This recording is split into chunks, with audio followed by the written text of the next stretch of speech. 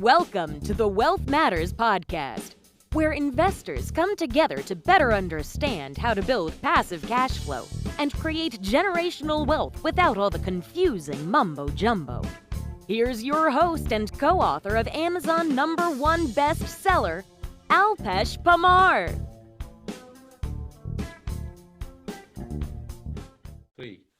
Welcome to Wealth Matters podcast. I have Spencer Hilligos with me. Hey, Spencer. Hey, Alpesh. Thanks so much. It's a wonderful way to spend a Friday.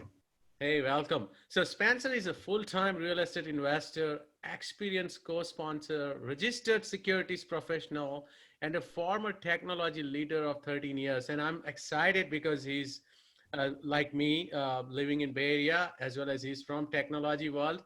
So I'm always looking forward to learn how he switched from technology to, real estate and then securities professional. So yeah, I'm excited, Spencer. Yeah, me too. It's really fun to talk to people who like to nerd out on this stuff. It's the best. Yeah. And so Spencer right now helps passive investors deploy capital into self-storage and multifamily syndications with vetted sponsors and vetted deals. Feel free to add, I don't think I can do justice to your bio.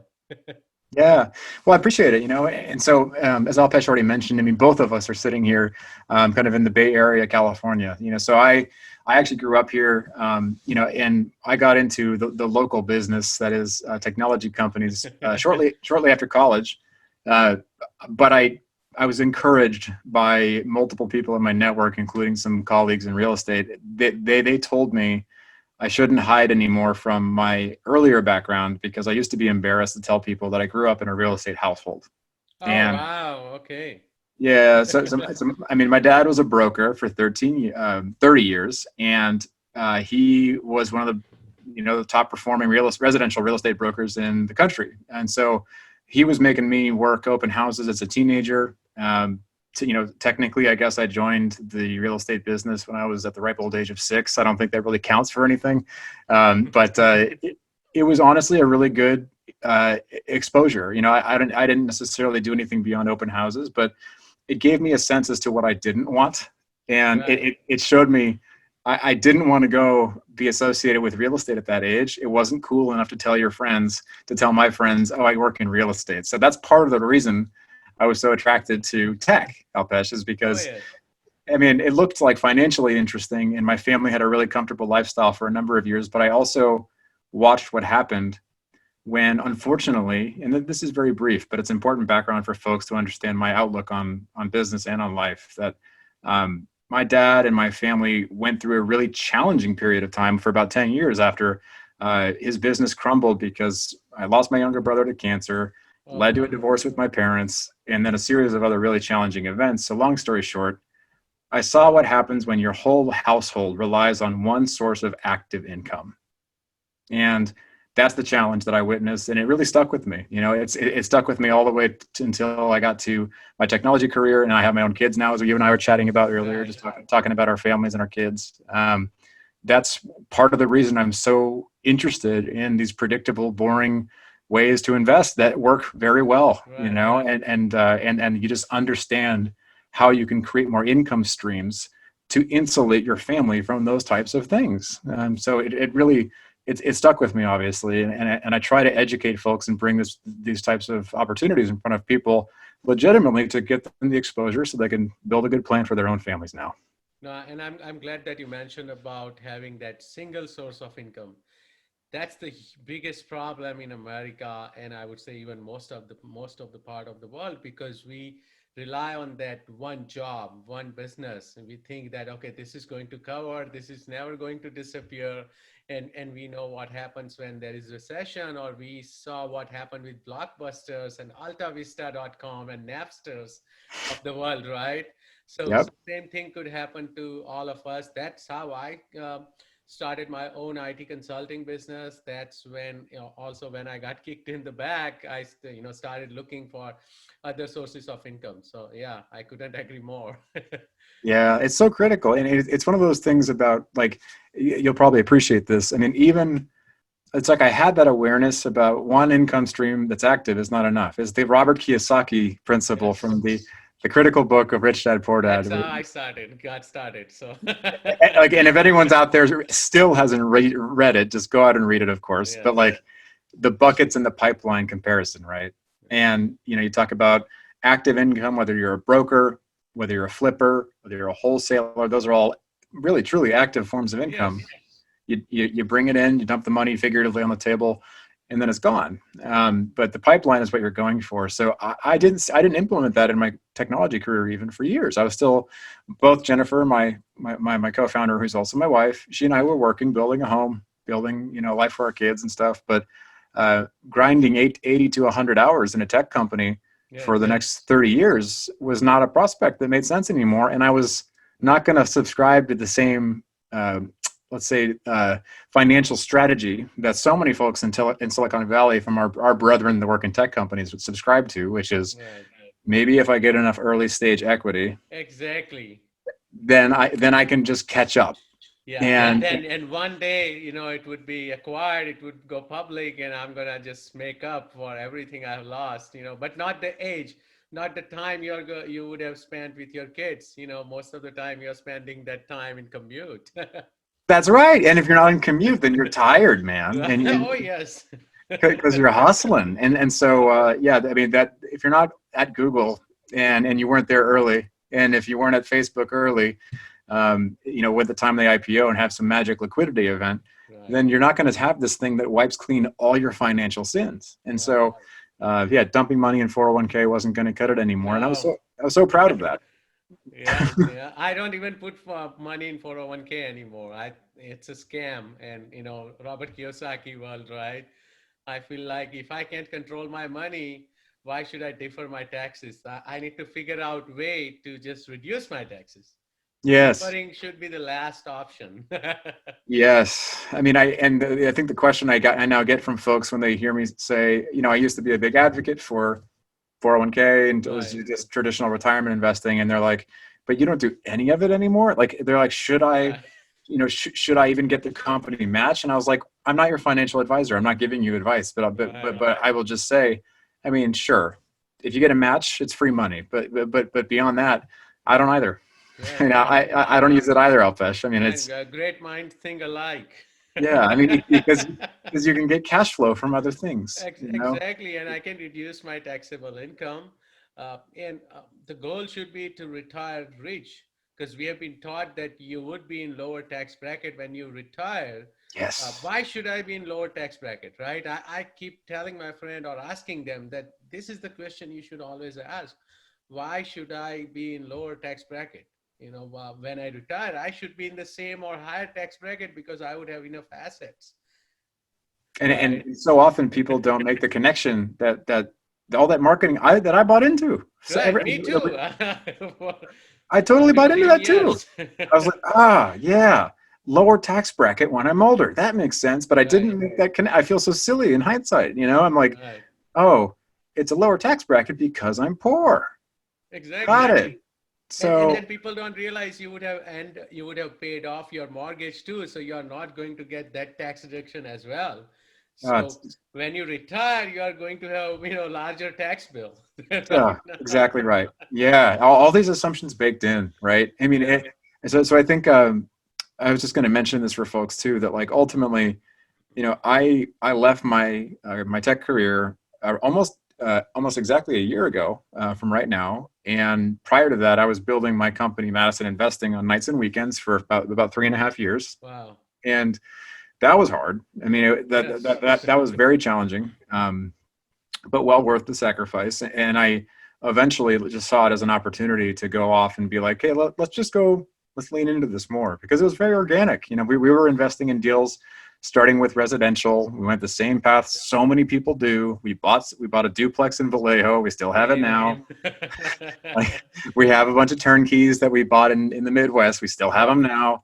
Trying to sell them now, but we still have them now. And then we eventually became LPs and invested passively in multifamily and other asset classes. And then we started helping become a co-sponsor and in some deals getting active in the management roles in GP. And now that is what I do. And it's just a pleasure. I get to wake up every day. And I know that you do a lot of the similar work, Alpesh, so you can relate to this. But it's just a blast to be able to help educate people, particularly now more than ever. I think in the middle of COVID, it's a very confusing time for people. And I I mean, agree. I don't claim to have the answers either. I mean, there's certain things that you just can't figure out in terms of where the Right. economy is going right now, of course. But No one can. no, no one has all the answers right now for Yeah, sure. yeah, yeah. None of us have crystal ball, right? So tell us something interesting about yourself, which we cannot guess. Now that we know you come from real estate family, and of course you are from tech industry, what's Yeah. something So, we cannot I mean, guess? professional or personal? Personal is fine too. Anything Okay. funny? Yeah. Well, I think what most people don't really realize is that I actually used to play in a bunch of punk and metal bands, and so Oh, that, okay. I did get to play one time at the local stage at Warped Tour. This is back in like the early 2000s. So most of the time when I'm wearing, like today I'm more casual, but if I'm wearing like the collared shirt, the hair product in and all that stuff, they're like, oh, he's very straight laced, and it's like, well, when it comes to business, I'm incredibly buttoned up and professional, but there's that side of me that still wants to play in metal bands on punk on nights and weekends and That's and interesting. and all that fun stuff. So I mean, beyond that, I'm pretty boring these days, though, Alpesh. I just try to be a great dad Yeah, and hang yeah, out. we are all. That's yeah. So it's good, right? So because you want to spend time with the family, same quality time. It's boring, but same time it's fun. And even investment wise, real estate is boring, but that's why it's good. Mhm. Because you don't want excitement of stock market going up and down. That's right. You want predictability. Um, Yes. but I do think that, just to add to that briefly, the thing about me is that I'm honestly about um, going slow to go fast. And it sounds contrived because I'm not the guy that came up with that phrase. I borrowed it from one of the leaders I used to work with in a tech company. It applies to every aspect of our personal and professional life when it comes to planning. And to give you the example, like if we're trying to build a relationship with a person we're going to partner with on a real estate transaction within commercial, I mean, I take 3 to 6 months to get to know them. And then Right. and we invest our own money with them first. We put them through a background check.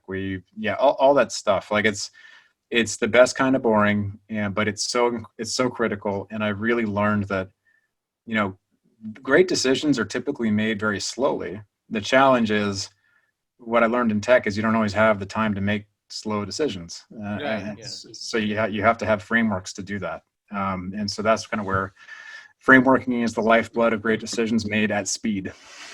So that's kind of what I try to inject into our business every day. But I find that interesting. I don't know if the listeners will. Yeah, right. So Hey, so let's talk about, because you and I come from same tech background, not the real estate, and then I think I'm trying to follow you.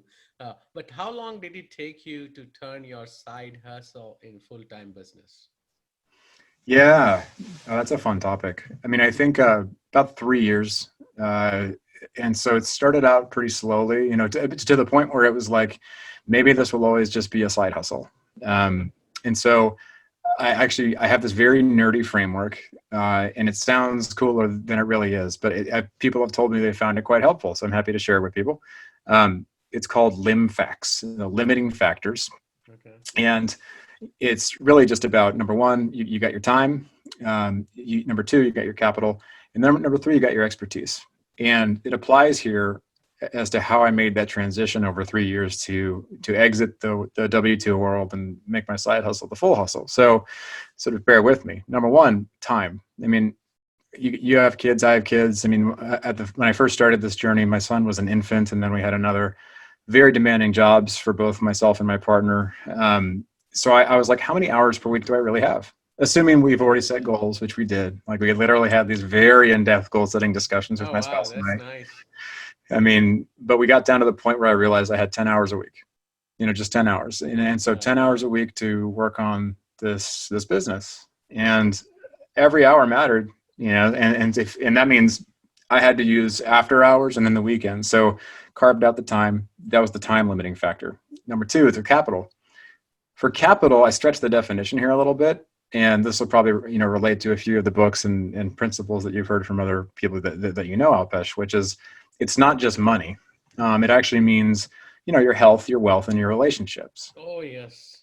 So, I mean, because all the time in the world is useless if you're too tired and burnt out to get off the couch. Right. So how do you, I had to cultivate like, wow, I'm going to go become more fit. I have to do that just to keep up with this pace of work. I have to go build relationships with people I haven't actually met before. Yeah. So I had to do all those things on those 10 hours and somehow figure out how to do that along the way. And then of course you do have capital to some degree. I mean, the benefit of a 13-year career prior to doing all this real estate stuff is that you do have some balance sheet. You have some kind of financial footing. My heart goes out to some of the folks who are very early in their professional and academic careers who are like just out of college and they're like, I'm going to go down this path. I'm like, okay, it's going to be tough if you're just starting out. You got to figure out how to get a capital source first. But that's kind of the capital side. And then last but not least is expertise. So I've actually used 4 different paid coaching programs specifically within real estate. And I think that has been critically helpful. I mean, it's a big spread in quality. There's some coaching programs out there. It seems like there's 1,000 new coaching programs every day right now. So I won't go off on a soapbox about that, but I'll just say that it really does help, but it's only about what you put into it. So yes, that's true, right? You can buy. I've seen people paying $5,000 to get coached, and they have been successful. And I've seen people who spend $50,000 on some guru's coaching camp, and they haven't done a deal after 3 years, right? So again, right. It matters what you put in or how. And sometimes it's also what I learned is that when I was trying out, I'll just try to get my feet wet to figure out if it's for me or not. A lot of time people would not want to spend $500 or even $50 to read a book, but they'll be ready to spend, oh yeah, I know this guru can do this. I'm going to spend $50,000. And I'm like, okay, first you should read a book or figure out if it is for you or not, right? Yes. Because all of us have that shiny object syndrome, right? And especially me. So I go after everything and I try it out and I've lost money so many times. And now I try to figure out if it is for me or not by spending a little bit of my time and money. As you said, the capital is not just the money capital. And I'll quote the book Prosper, and there is another book as well by Chris Martenson and Andy Taggart, right? They talk about the financial capital, relational capital, and health capital, right? So those, as you mentioned, and I call that as triangle. You got to have all 3 of this. You can't just survive with one, right? Yeah, I mean, and I think people occasionally write that off as squishy. And it's like, well, you can do that at your own risk, because I mean, if you want to go out and think you can outwork this stuff and do it by yourself, that's a pretty hard road too, so you have to have all those. I really appreciate that framework. I haven't read the book, but I've heard of the book. I can check it out. Yes, I'll send you the name Cool. as well. So when did you decide to jump full-time into real estate then? Because you started this for, you were into it for 3 years. And when did it strike you that, okay, it's time? Yeah. It's interesting because you could probably appreciate this. As you go off and you're doing your own thing for the first time, if you're like a corporate professional and you've gone out, you've built a career, you're very proud of it, you've probably tied some of your self-worth to that job. Right. I mean, like when people go on LinkedIn and they say, oh, like here, like, what's my headline? Am I a person who's in operations leadership? Yeah. And it's at a company. So I think what I'm bringing that up because there's an ebb and flow to how excited and committed someone is feeling about their business as an entrepreneur. And most people don't talk about that often enough, I feel like, because everything on the other side of the fence sounds like, wow, this entrepreneurship life is just always so glamorous and easy. And it's like, no, it's quite challenging and it's a lot of work.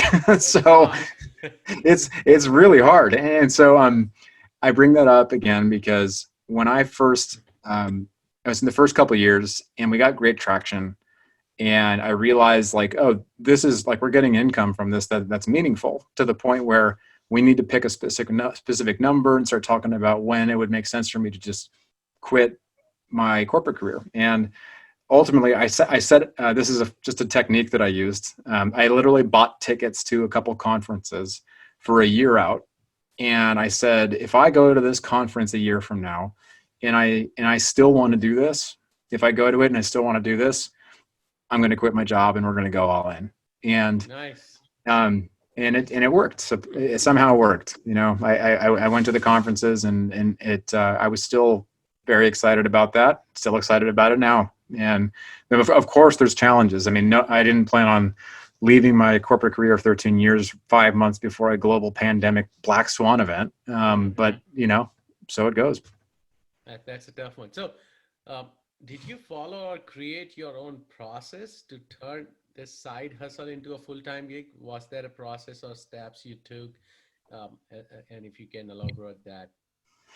Yeah, I tried to piece together Frankenstein style, if you want to think about it that way, or like Legos style, from different sources. I didn't find that there was a good playbook for that. There's so many playbooks out Right. there, right? But there isn't a good one. Like I get approached about this really often now, which is surreal for me because people ask, well, how did you do it? Like, give me your playbook, and I'm like, well, here's what I did. I don't know if I'm going to call it a playbook per se, but I set up. My wife and I sat down. This is the most important first step. We sat down for 2 weekends in a row, full stop. We pulled out a bunch of sticky notes. We used the biggest wall we could find in the room, and we literally wrote down every altitude of goal we had to hit, both monetarily and lifestyle wise. So like what income level per month do you want to hit? Do you need to hit? And then do you want to hit? And some of that from active income, some of that from passive income from different sources. So we did all that. There was cries and smiles and cycles of very real direct conversation all within the same weekend. And that's a critical step. I think most people shy away from because it sounds so scary and so hard to do with their significant other, Yes. that they kind of breeze over it. And then the whole thing explodes like 3 to 5 years later because they're like, wait a sec, why are we doing all this again? It doesn't align with the goals that I thought we had done together. And I just can't emphasize that enough for people because everything stems from that. Everything about our progress as a family and as a business stems from that alignment. And when people even ask like what's your strategic advantage, Spence? I'm like, it's the partnership with the co-founders. That's it. It's the backbone of the whole operation. So I just bring that up. So playbook wise, otherwise, Alpesh, it would just be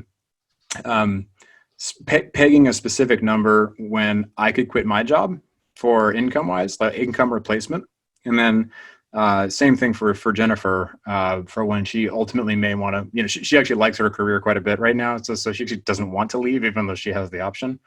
So that's a whole separate ball of wax. So I have the same deal actually. My wife loves her, IT gig, right? She doesn't want to leave.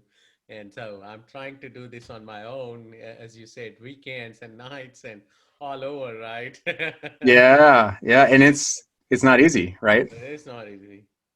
No, you really have to But as hustle. long as you enjoy it and you're passionate about it, that's when things will happen, right? That's how I look at it.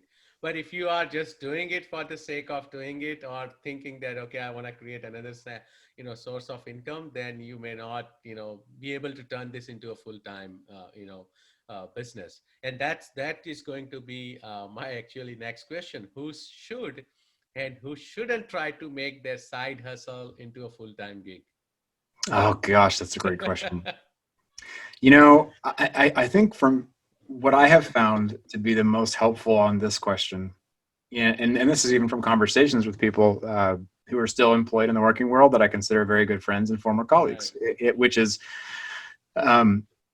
put down on paper what you want your actual days to look like 5 years from now, 10 years from now. And it sounds really specific and really nerdy, but if you think it through, write down, okay, 6 a.m., 7 a.m. If you're an early bird, call it 6 a.m., 7 a.m. You wake up at 7 a.m., 10 years from now, what do? You going to make coffee? And like, do you go straight into work? Do you see yourself working then? How do you spend your day? And map that all the way down to the time you hit the hay for the night. And if you do that, and you really do that, you don't mail it in. You don't just put in placeholders, but like challenge yourself to think about, visualize and plan what you want your life to be way out. And if you do that, you'll find yourself working your way backwards and making decisions about what do I actually appreciate about my day job now? Like, I didn't hate my career. I didn't. And you know, when I've talked to people in the real estate circuit, Alpesh, it shocks me how frequently that you hear from both gurus as well as people who are on interviews just like this, and they say, man, I hated my W-2 career. Yes, And yeah, and I can't relate. so many times I've heard it, and I keep telling them I don't hate it. Right? I don't hate it. Right. I never, that's the job which paid me, and I enjoyed, working with different people, challenges. But again, I think the exercise you suggested, I'm gonna do it myself as well. Just plan out your day 5, 10 years from now. That's pretty interesting. I mean, it seems so. Oftentimes, I feel like the smartest people, I'm talking the highest horsepower intellectually, which tend to, there's a lot of those in the tech world, right? Yes. And when you are used to winning, you're used to kicking ass academically, you're used to winning in business, you tend to be very steadfast and, dare I say, stubborn. And yes. and you don't want to embrace something unless it comes straight from a GSB HBR 2x2 block, right? So I don't have a method to do that for this exercise I described from you because it sounds so rudimentary. But dude, it works, and it works really well, and I encourage people to try it. At least it helped me, and I know it's helped a handful of other people too. So worth looking at. Oh, that is awesome. Thank you so much. Hey, Spencer, let's take a quick break, and after the break, I'll go through my usual questions I ask every guest. Cool. You're listening to the Wealth Matters Podcast. The Wealth Matters Podcast. For more info about what we do, check us out at wealthmatters.com. It's wealth, WEALTH, matters, MATRS.com. Welcome back to Wealth Matters Podcast. I am chatting with Spencer, and we discussed about turning side hustle into a full-time business. Spencer, are you ready for fire? Fire away. Okay, let's go. Would you be changing any business or investment strategy after coronavirus is over? Oof. So I can at least say that we did actually make a change shortly before it arrived, and I'm grateful that we did. So we've been primarily multifamily focused in the recent years. We've done over 20 transactions in commercial real estate now. Right before COVID, I'm very grateful for this. We shifted our focus to be primarily number one focused on storage. Nice. So we focus on storage. I foresee us continuing to focus to give our focus to storage, but we'll still multifamily at times. The only other thing I would call out in terms of COVID, whether it's mid-COVID or post-COVID, like my investment theses are not going to fundamentally change, I think, post-COVID necessarily, but we are very deliberate in where we focused asset class-wise, and so I think it's a big deal to add a third, basically, for us. Like I know some people are very agnostic and quick to pivot. But we try to be more deliberate and really, I only ever want to work on an asset class and invest in an asset class that I actually understand. And so that is a principle that I will not deviate from. And so, there are a couple that we're looking at right now and are probably going to even jump into in 2021, knowing that it will carry us probably beyond, but I'll probably just bite my tongue on that one because we haven't finished the vetting process yet. So I think for right now, I'll just say storage is our big focus for the time being during and beyond COVID. That's awesome. Favorite real estate or finance or any other related book? Gosh, I know we were talking earlier about Rich Dad, Poor Dad. Yes. It has to be like the kind of the duh answer, because if someone hasn't read that, they got to go read that like right now. I think the book that actually there was an interesting debate on LinkedIn about this recently because it was more contested than I expected. I like this book a lot, and it's been around a long time too, which is The Millionaire Next Door. And I think it is too. Yes. And there's actually a handful of people that were ripping on it, because they said that they didn't like the fact that it was talking so much about frugality. And I found that strange. I found that strange because for a guy who has bought too many toys in my life, And too. I mean, Silicon Valley, right? IT. yeah, I mean, I still do it, and so I might buy a few toys, too many, but man, I've made progress, and I credit the notion that book puts out of like I believe that's the book that did the PAW, the prodigious accumulator of Yes, wealth, yes, that's the one. Correct. under accumulator of wealth. It really made me actually glorify this notion of the sleeper millionaire.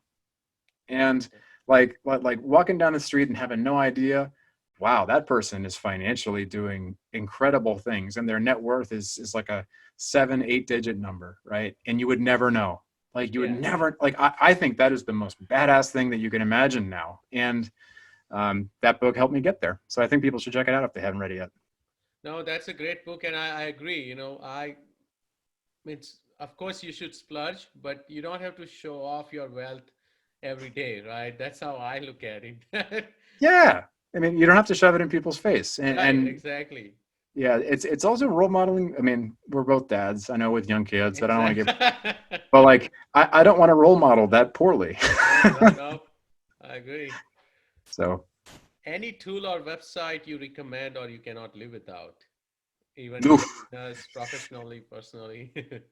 Yeah. You know, I think we're talking about largely real estate here today, but I will say that, BiggerPockets was very helpful, but I found out the other day that some people don't actually really go into the forums within BiggerPockets. And I was surprised by that because BiggerPockets has good calculators. If you're just into rentals, if you're at that stage of your investing career, that's great. They have calculators. I used the calculators like literally dozens and dozens and dozens and dozens and dozens of times when I was buying rentals. And so they're good calculators, so that stuff, the education that's on there, if you're like at the 101 level, kind of, beginner level, BiggerPockets is great. But the forums, you have to dig through it, but like you will find the answers you need there for most of the questions related to real estate investing.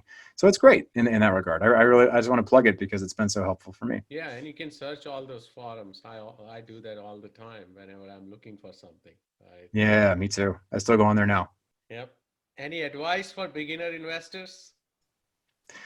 It's got to be this one, and it's not nearly discussed enough, in my opinion. You hear a lot about this term and this notion of massive action, and what that really is trying to say, Alpesh, and you already know this, but hopefully the audience gets something out of this.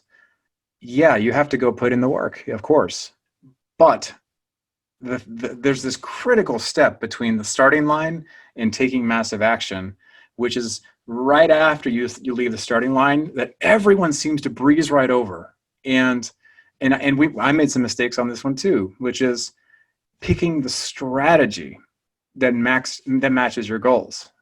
Because you see people go out and they make assumptions. They make assumptions about what they think they'll like.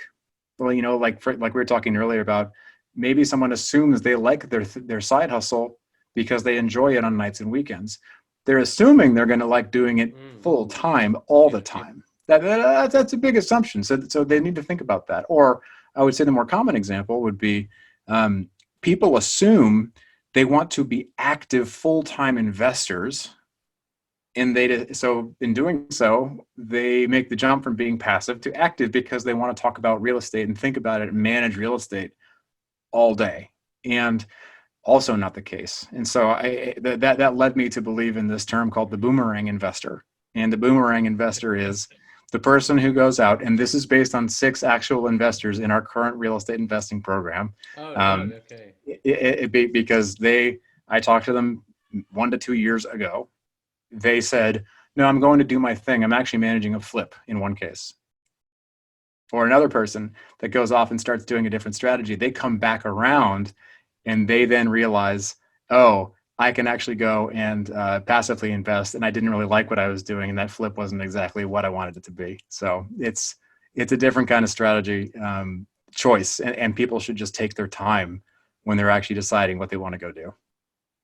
That's a great advice. How do you give back?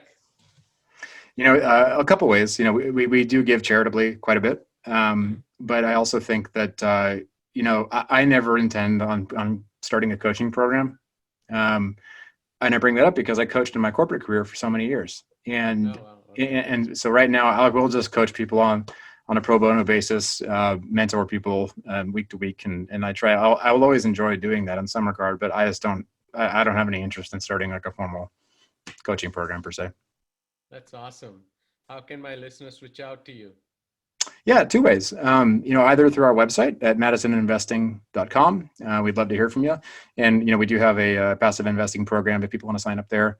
And then LinkedIn, and we were chatting about this earlier, Alpesh. I'm very active on LinkedIn, so people can come and connect and read my internet rantings. So, I enjoy. oh, thank you. I appreciate that. And you as well. No, that was great. Thank you so much, Spencer. Yeah, thank you, Alpesh. I really appreciate the invite. Absolutely. Have a nice weekend.